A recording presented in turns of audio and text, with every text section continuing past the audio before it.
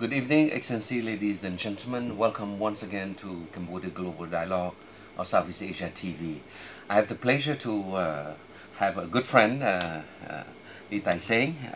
I'm not going to bother introducing you. I'll let you introduce yourself later on.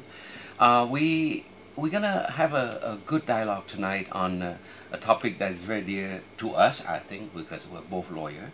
We're going to try to touch base a bit on the legal profession, something that we believe can play a very good role in terms of helping the country build its image, helping the country develop its competitiveness, helping attract foreign direct investment to the country. So it's a young profession.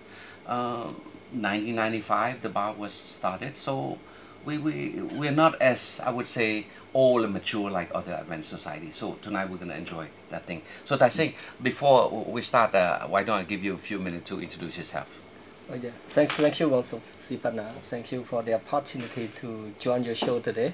And I'm very pleased to share some opinion or just my basic, some limited knowledge on legal professions. Before I start, I graduated from Royal University of Law and Economics in 2000, and then I got a scholarship to study in Japan. I got my master's degree. Then after come back from Japan, I was admitted to the bar in 2006. So I have nearly 13 years of practice law in Cambodia. I happen to set up my own law firms and employs a number of lawyers working with me. So through that, I hope I could be able to share some of the experience that is beneficial to other young lawyers and other colleagues in the countries. Well, Tayseng, I think I did mention that the bar was started in 95. So if you think about 95, 2005, so what? So 24 years. 24 years, yeah, right? 24 years. I recall when we start, where I was the first Secretary General at that time, part-time, right? You know, and there was less than 50 people admitted. At that time, it was we tried to bring as many people, even though the quality of the education is not as even, but we try because we need to have a bar association to help society. But mostly in those days, it was not about commercial practice yet. It's more about I would say legal aid, helping the poor, helping people access to justice, that sort of thing. But we come a long way. You've been practicing 13 years, and I would say that you are quite a successful lawyer. I mean, in your own right. Share with the audience a bit. What's your le parcours juridique, your journey? You know, what have you seen in the last 13 years of your practice? Yeah, actually, yeah. I'm the fourth Secretary General of the Bar Association as well. Right. So, at the start, as you said, it's a young country. Cambodia is a young country. It's a post-conflict country. Yes. And we start to rebuild. Not only the economy, but also the profession, the judiciary, and the legal profession, especially the Bar Association. And so, the lawyer training center was set up around year 2000, something like that. And then start to recruit lawyer for 50 lawyers every year, and so far the number of lawyers have increased dramatically, and we have more than 1,000 lawyers in the whole country. But for 16 million people, that's not a lot. Yeah, but I think it depends also how the lawyer play the role in the countries and also in the country in development, because it's not the number that counts, but the quality that counts. All right. Yeah, that's I would like. Yeah, you stress more on the quality. Yeah, stress more on the quality. We have a lot of lawyers, but the quality of trainings, the quality of capacity development of lawyers to be able to compete in the modern countries. Yes.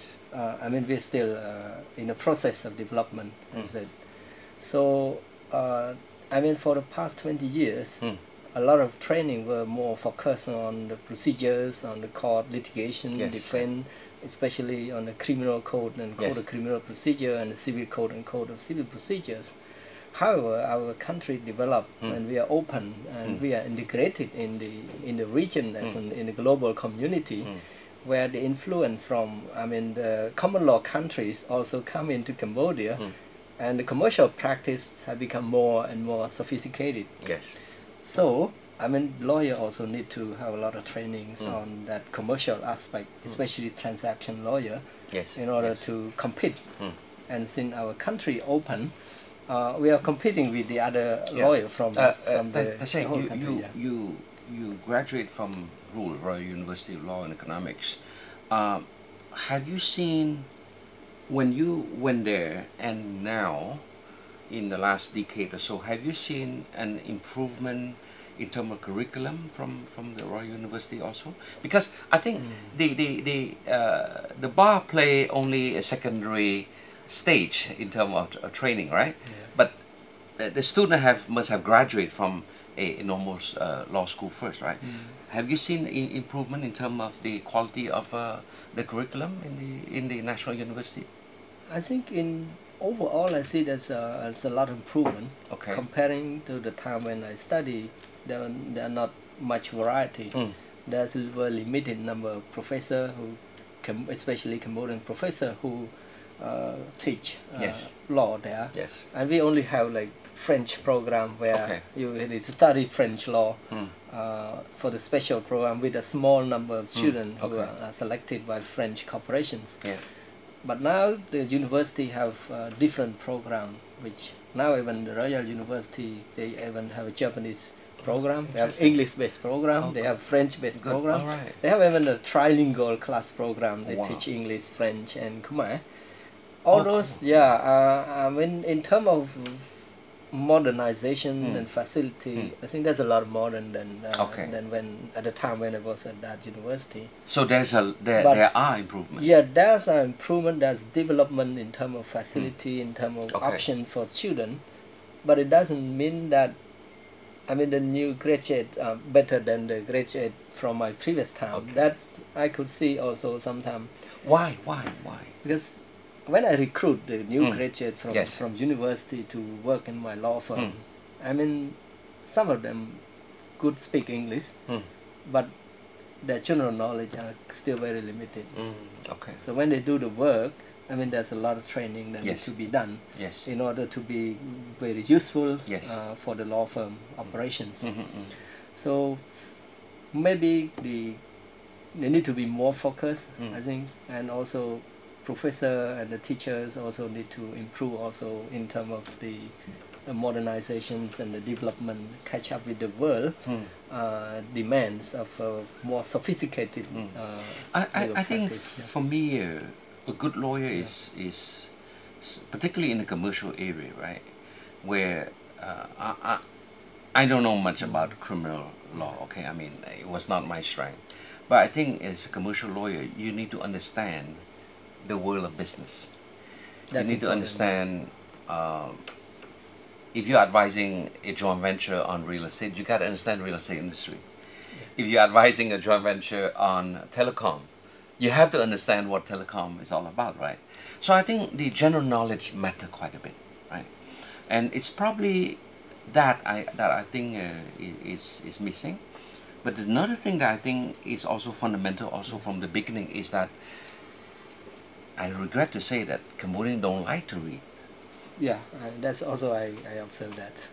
So when you don't read a lot, it's a bit restrictive in terms of broad knowledge. You agree with that? Yeah, I quite agree with that. I think there's a need, even maybe Ministry of Education and we also need to have some programs to promote reading. Yes.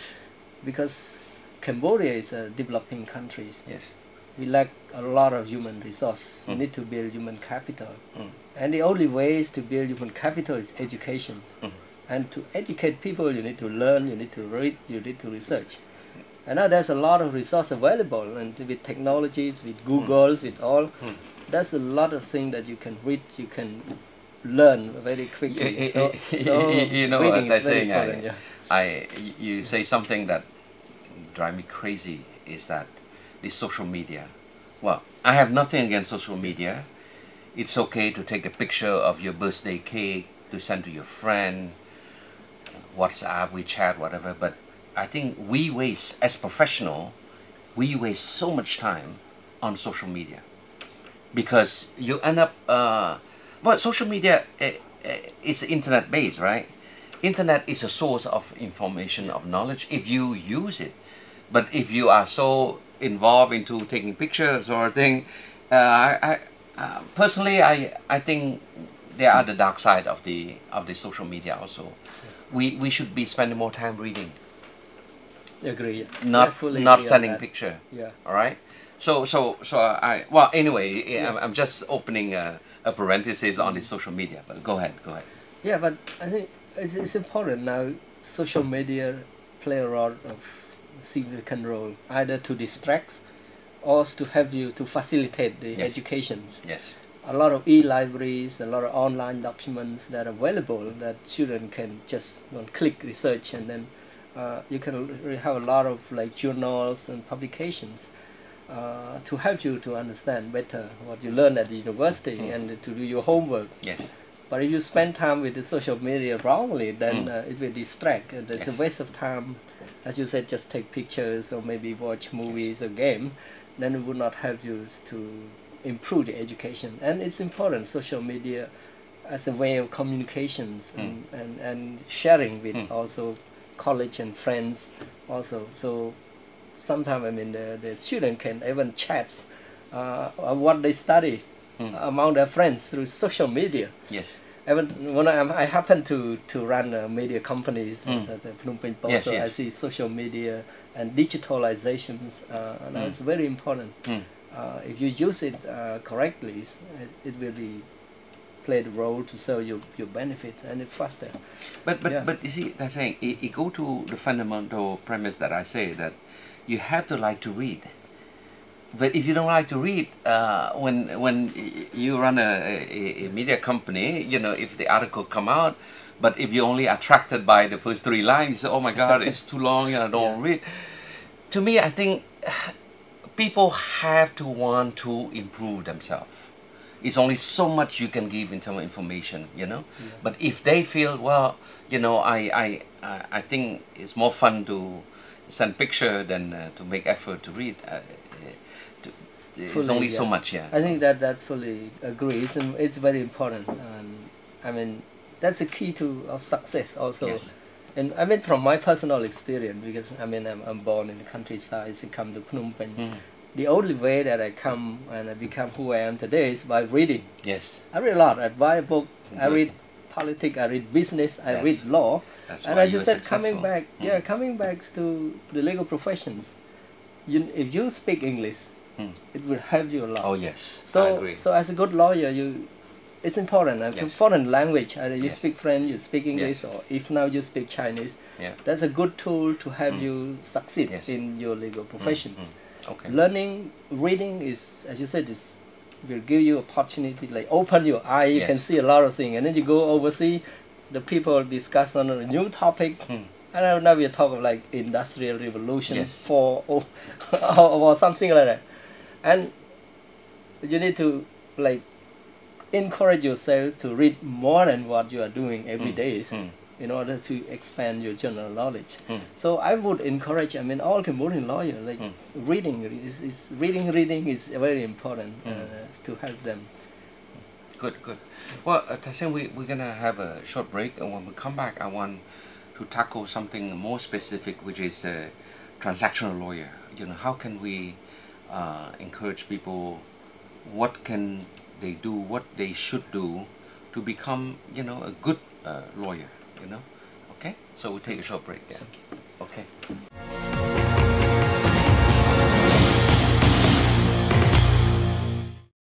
Tayseng, you know, I'm also a practicing lawyer, and I find that when people come to see me the first few times, they rarely talk about law. When a Singaporean fly over, or a British or an Australian come and we have lunch, rarely we talk about law. We talk about how's your country doing, what's your sector that is growing, what's the future, what are the area that Cambodia have competitiveness, that sort of thing. So that lead me to a profession, is that before people invest in a country, they want to know about your country. But because lawyer play a very important role, they want to meet the lawyer. But if they meet the lawyer and they have not decided to invest yet, they're not going to ask you about the legal aspect of incorporating a company or get a tax ID, or no, they don't. So that's why I go to the premise that a good lawyer must have good general knowledge, economic knowledge, sectoral knowledge. What's your view on that? I agree. I mean, with that, because I mean that's the foundations, and I mean the first is that the lawyers is ambassador for the promotions of your countries and of the investment also, and the investor, the foreign people come and have believed that a lawyer have experience and inside knowledge of the society as a whole. So to become a good lawyer, you need to have a fundamental knowledge and the basic idea of the overall key indicator of the strength and weakness of the country. So see where the economy grows, where are the strong and the weak point of the country. As you said, sometimes the investor concerned about political risk. Yes. They concerned about the enforcement of law. Yes. They concerned about the risk of your economy. Maybe there's some few key indicator they need to find out first before they go into detail of the legal provisions. Yes, yeah, exactly. So as a transaction or commercial lawyer, that's very important. It's a lot different from a criminal lawyer where you start to know how to file lawsuit and then start the legal proceeding, defend your client. That's important. You know, Tayseng, you touched on something that personally I'm having followed the legal development of Cambodia since the peace process, meaning 93, because I was here in 93 as a UN lawyer. And I would say 93 to 2019 is what, 26 years? Yeah. So I see from zero base to where we are now, and reflecting on the legal profession, particularly from the transactional side now, there's one criticism I would say about donor, about development partner. They meant well. To be fair to them, they meant well. But for them, because their objectives are so narrow, right? They say Cambodia is a post-crisis country, issue of human rights, issue of more like a basic defense, that sort of thing. So they only have program to teach us, Cambodian lawyer, stuff that you mentioned. Criminal court, criminal procedure, civil procedure, that sort of thing. That's all. And when you ask them, but why can you not have a program to support how to draft contract, about how to better understand company law? They say, no, our job is not that, it should be a private sector. So what you have, and when you look at the, I'm pretty sure when you look at Phnom Penh Post or Khmer Times, you see sometimes the advertising, they say, well, this university offer a master degree of law. But then you look at the bottom, specialize in human rights. Yeah. So I would say they meant well, okay? But I think donors have not been able to adjust this last 10 years or so to the changing need of our society, that we need more lawyers who can assist transaction. So if I say that a Cambodian Oknya, right now, he can afford to hire a lawyer, but not to help him, you know, defend a criminal case, but to help draft a contract to buy land or whatever. Yeah. What do you think of that? Yeah, I think that there was the trends and often the agenda from development partners they try to promote human rights and democracy. Yeah, which is fine. It's fine. I mean, there's an area where they play. Yes. But there's in the private sector, mostly the private sector themselves try to help themselves. So there's no fund, no donor budget just to promote the commercial practice. When I was Secretary General of the bar, and then we try to contact with different bar associations and also try to invite I think at that time there was only like Canadian Bar Association would provide training on commercial law and international business transactions. Other than that, I mean the other lawyers, the Bar Association or other development country partner provide us only training on human rights, as you said. So it's a pity because you need to protect your rights, you need also to develop the country. And to have a good transaction lawyer can also promote and participate in transaction and then business and economic development of the country as well. So the government, I mean the Cambodian government as well as the development partner have not, I mean, helped much to the private sector in developing that area. Even currently, I mean the Bar Association, I don't see much training on commercial law. I mean it's a pity because the commercial transaction, the development have been expanding for the past 20 years, and there's a lot of opportunity for younger lawyers to play in the commercial practice. You know, I recall in the early years after the peace process, when you have international transaction, joint venture, some foreign company buy a big hotel in Cambodia, I won't mention the name, you know, but the contract are drafted in other country. They flew in, and what they have is some local lawyer who end up being just a verbal translator, right? So to me, you know, when you talk about defending the right, you know, I think economic right is as important as human right, because if you are a businessman and I'm your lawyer and I'm not in a position to defend your negotiating position, you end up having a contract that is like this, not in favor of the local. I'm not saying that we should always have like this. There's no such thing as something like this, but we should be able to understand foreign law. We should be able to understand why certain contract clause is not in the benefit of the local, you know, and why certain clause will bring problem to the local joint venture and to the local company, for example. So yes, economic right are as important as commercial right, as important as human right. Yeah, I think that's basic. I mean, you need to have something to eat first in order to talk about other things.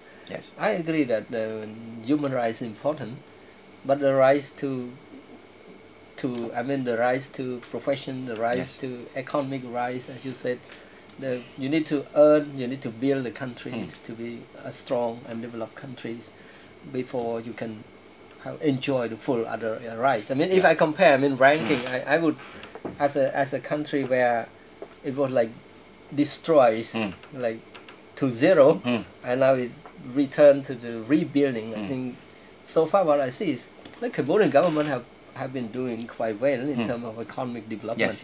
Its GDP grows in a rate like 7+% for the past 20 years. That is like one of a miracle. What I could say it's a miracle that Cambodia could develop that economy so fast. The other thing is to develop the capacity as a so legal profession as a lawyer, commercial lawyer need to expand their knowledge and to be competitive. So they need to be competitive with other lawyers in other countries, because you look at the law in Thailand and Vietnam, so maybe mostly you're faced with Malaysian lawyer, Singapore lawyer, or where you are. So that you need to see yourself, position yourself, and improve the transaction knowledge in order to compete with the other country in the world. And I myself also had experience in like transaction where just a contractor draft in Singapore by the two Singapore law firm for an M&A on a Cambodian company. So you're a Cambodian lawyer, you will just check the procedure where okay, whether it will be enforceable in Cambodia after all the contracts have been made. Why don't they just prepare that and draft it in Cambodia by the Cambodian lawyer? You don't need to pay money for the Singapore lawyer who work on that. So, I think if we look at the contract, by nature, when you have a contract, at some point there'll be some breach, at some point there'll be some dispute, right? And when you get to the point where you get to a dispute, this is where a good contract matters. This is where a good lawyer, you know, is important, because this is where your client could lose everything, or you know, or could gain, right? So I think we're gonna take a short break. When we come back, I want to go over a bit more on the impact of this lack of capacity when it comes to dispute resolution, particularly in arbitration, for example. When you have to go arbitration in Singapore and Hong Kong, for example, where do we fit in that one? Can we defend our interests of our fellow Cambodian businessmen or not? Okay? So we'll take another short break. Okay.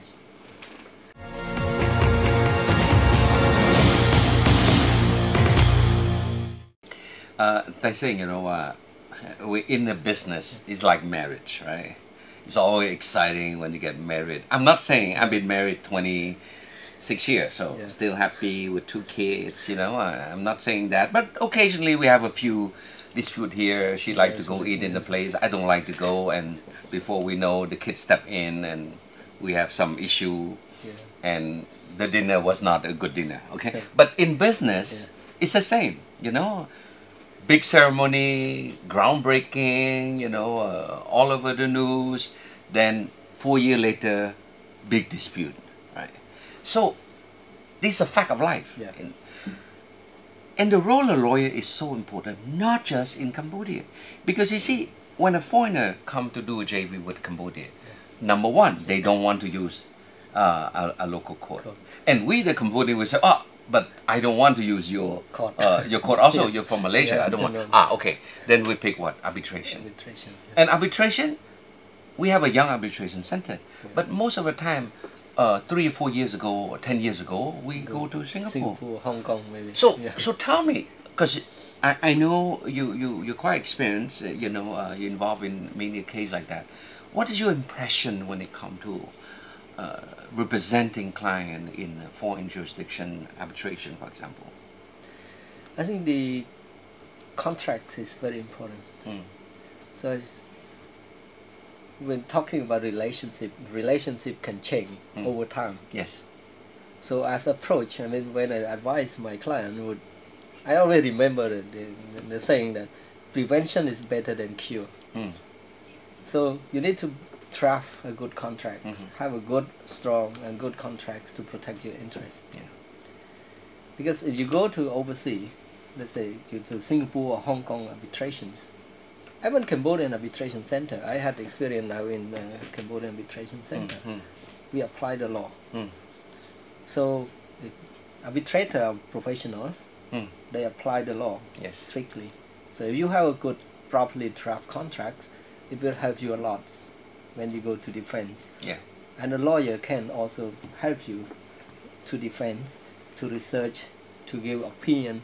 I mean, a transaction lawyer can also, I mean, can research and also look at the practice and the precedents and the previous decisions that they can apply in the context of your disputes. So helping the client in that aspect is very helpful from the beginning, when drafting contract and resolving disputes, and also preparing documents and opinion to submit to arbitrator. So understanding the procedure, correct procedure, understanding the legal implication of the contracts, interpretation of contracts are also very important. And then in order for a lawyer to be able to interpret contract properly, you need to have broad knowledge and understand the context, understand the application, the precedents. That's very, very important. Yes. Well, so in other words, we have a National Arbitration Center here. It's what? How old is that?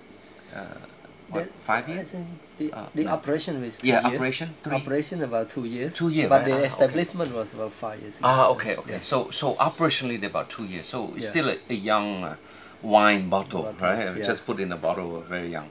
But it'll be a while before we have more case going there, because normally in arbitration you have to put in the clause, right? The original contract. Arbitration clause. That's it. That you want to use that, right? So it's a matter of time that more and more contract will refer to the local arbitration.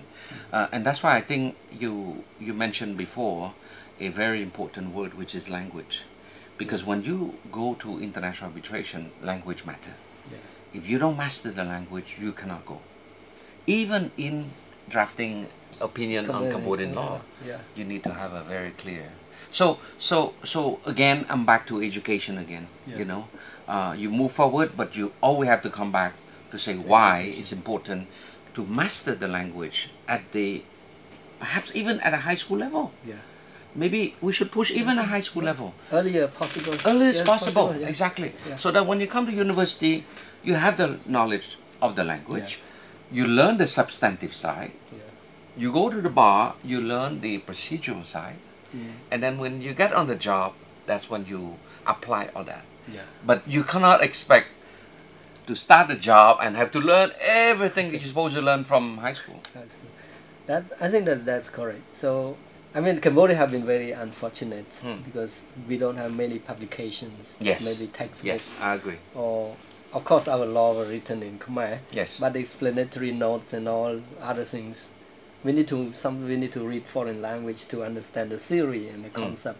Yes. And of course, I mean, some of our law were drafted by also experts from overseas, where they use like model law, UN Citro model law, or other common law country concept where you cannot find any precedent in your courts to interpret those provisions. So the only way that you can broaden your knowledge and understand that law is to read law in foreign language, to read precedent, to read also the textbook in the foreign language, especially English. And English is a must. Yeah. So, I mean, the earlier possible tries to, while you study law, you need to study language. And I always advise all my friends and colleagues and sister and brother, I mean, the foreign language as important as your lawyer skill, the legal skill, legal knowledge. And it gives you as a tool to help you to learn fast, to learn better, to understand, to broaden your knowledge. So, well, Tayseng, I'm about to finish my thesis, PhD thesis, this time with the University of Paris, too, Panthéon-Assas, and it's a topic that very much relate to what you said. Is that it's comparative law, how the common law and the civil law coexist together in Cambodia, and it linked to what you say because we start from zero base. Many donor friends, to be fair to them, I always stress fairness, that they want to help us, but an American will come bringing what he knows, which is American law. A Canadian will bring what he knows. A Japanese will bring what he knows. A Malaysian will bring what he knows.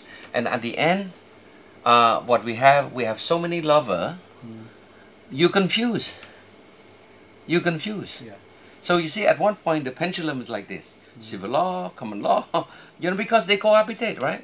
And we don't know, because you said that if a foreign expert coming from a common law country, he brings a certain theory. He did right on that. But because we don't know much about that theory, what we have is a translation from pyramid or gold translation, right? They never translate the theory. They translate the draft. So what you have is a Khmer draft. We don't know what happened behind. A director become a board director. A board director become a managing director. And a cow become a horse become a buffalo. That's the problem we have in Cambodia.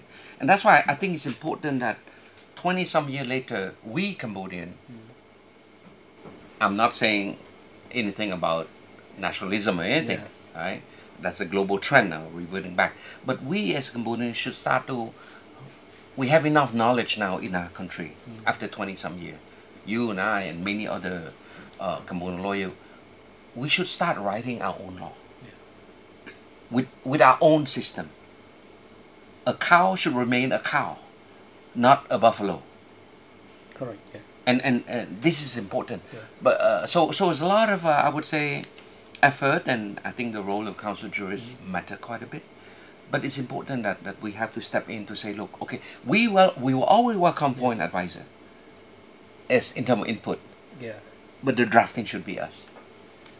Yeah, I quite agree with that. I think that let's take experience of Japan. I mean, Japan after the Second World War, they also developed the legal system where they learn from Germans, they learn from Germany, from France, and from the US, and then they bring into their countries, and they, I mean, the legal transplant always means something, but they need to build their own system, their own legal team, their own, I mean, experts, and develop from that. And you, I mean, some countries, some concepts are not created in our countries. Yeah. And there's no choice. If you study the financial law, some bond derivative or whatsoever security, it's not created in our country. You need to learn from other countries, from more advanced, and then you need to select what is best and suitable to use in the context of Cambodia at our current level of development. And so Cambodia have to be smart in choosing. I mean, when you study comparative law, that's also good. I mean, the good side and the bad side of each system. And you select the good system which can be used in our country. That's very important. To select. So you know, well, I'm not finished with my thesis yet, but I come up with a sort of like interim conclusion, and the conclusion is like this. Cambodia is a sort of like a country that happened by historical reason to welcome both systems, not by choice, because we didn't know. Because like I say, it's all come together, the Big Bang approach. But we've been able now to have all the ingredient there. Now moving forward is how do we use the ingredient, as you said. We have the civil law, we have common law. Even within the common law there are different versions, you know. So how do we, well, civil law the same thing, the Germans different than the French different than the Japanese. So how do we pick the ingredient that fit our society, fit our need, fit our culture? Because law is culture, culture is law, right? So, and I think by now we should say, okay, I have the ingredient now. How can we bring a team of Cambodian to say, okay, which one worked for us? Like, we don't have a notion of trust. But recently, the Ministry of Finance adopt a trust law. We don't know yet the detail and the sub-decree. But they say, well, if we have this instrument, we could have a better management of asset, for example, right? I don't know what's the intent, but for sure, trust is an Anglo-Saxon concept. We don't have that in the civil law, but why not have it if it works? Just, I mean, in connection to that, just an example. I mean, the financial trust law that adopted, produced by Ministry of Economy and Finance, and also we have law on anti-money laundering and financial terrorism, where also there's a certain provision regarding trust. Where you need institution, which is completely a common law concept. That's just, I picked just that example. So I think we are living in a globalized world, and I mean the influence from other countries where they have a stronger economy and where you do trade with them is unavoidable. So it's just a matter of how we can choose to use it to build our country. So. Well, you know, if I can use a metaphor, sometimes it's not bad to start from scratch because you don't have the legacy. You don't have the burden of the past, like, you know, iPhone, iPad, right? So I go to some country and I walk to the office, they still have the big screen like this, you know, like the big TV monitor. So I said, wow, your country is so advanced, but in your office you still have all this big screen. And you know what they told me? They said, well, in our budget, we have to amortize 10 years. So we still have 3 more years before we can throw away that, you know. But for us, we don't have that. And we buy iPhone, Samsung, Galaxy, whatever, right? The latest one. So in the legal concept, why not? Why not? You know, we're not stuck. It's how we can use a concept that work well. I think that's what I see. It's an opportunity for Cambodia to be competitive, to catch up with the world.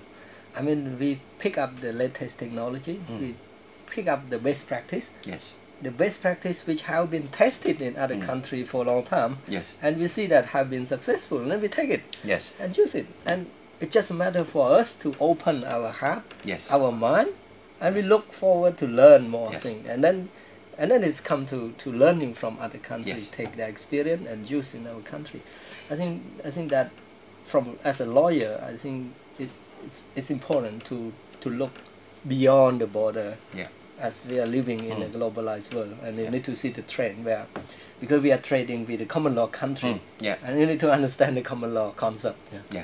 You use the word to understand. I think it's very important that we understand also what transpires within our own jurisprudence. And I say jurisprudence because so far the difficulty of improving is that we must know what we have, what we don't have, what we have, interpret certain thing, right? And so far, in my years practicing law here and helping developing the legal system in Cambodia here, my biggest frustration is on the lack of jurisprudence, because I don't know how the court would interpret a certain, say, good faith, certain doctrine. I don't know how they translate abuse of right, for example, right? But we, as a practicing lawyer, we need to know to advise clients to say, if that doctrine in Cambodia, the court would interpret like that, right? We don't have that, and that's why I would love to see in the future that our court, at different level of jurisdiction, Supreme, Appeal, or lower court, publish their jurisprudence, and also the academic. Our academic have to step in deeper to start writing about different law, analyzing.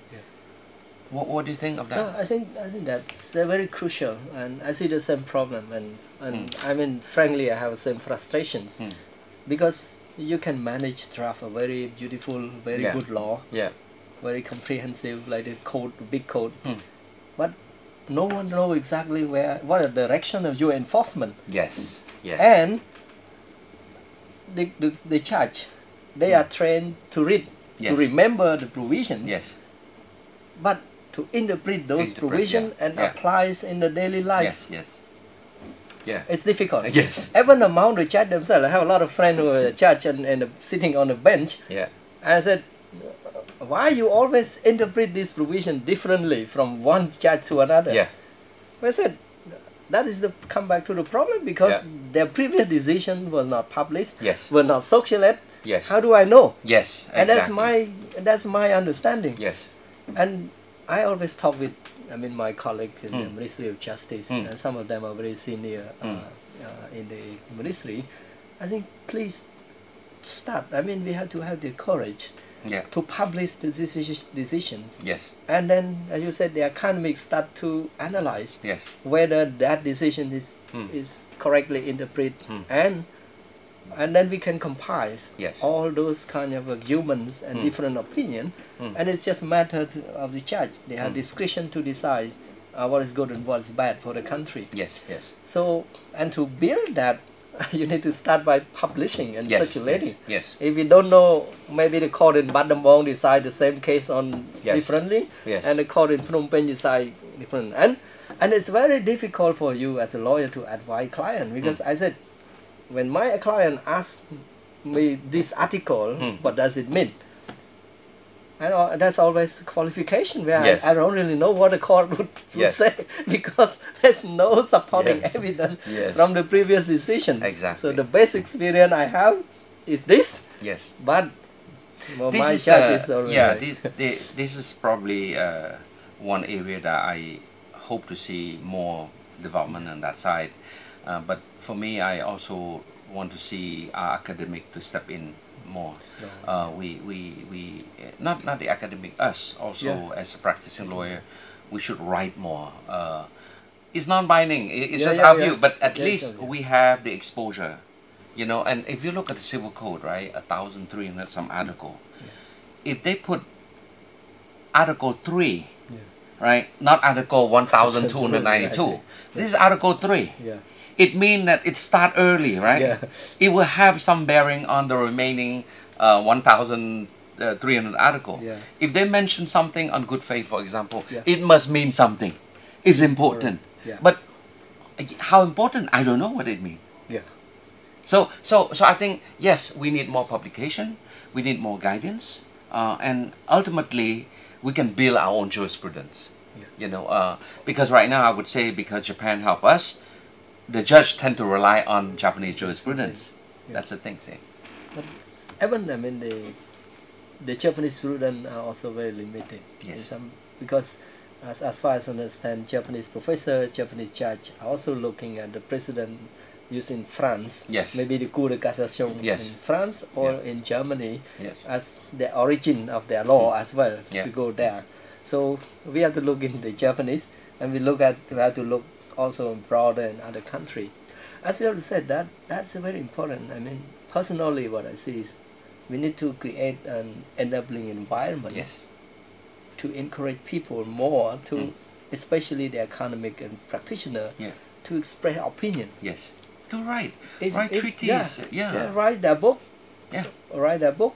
It's They their can view. comment. It's their view. It's just It's a their comment, view. their personal Yeah. view. Yeah. And It's it's, their it's view. protected by our constitution. Yes, yes. It's a freedom of Yes. expression. You Yes. can write, you Yeah. can explain, discuss And just that, can yeah? read, Yeah. right? In the comfort And- their home, to say, And that yeah, professor sure. said this, Yeah. that guy said that. And in my experience, in Yeah. order to write something, you need to read, to Yes. research a lot. Yes, you have a to lot. compare. Yeah, come You back to compare. like the concept of good faith. Yes. I mean, it's just Google search. There's a lot of theses published in France Oh my God. or in other countries. Yes. Maybe there's a lot of publication. I found maybe 4 or 5 theses Easily. written on and a Easily. PhD thesis Yes, on, yes. on good faith, La Bonnefoy Bonnefoy, in France. So if we start to rise, our people have changed the mentality of Yes.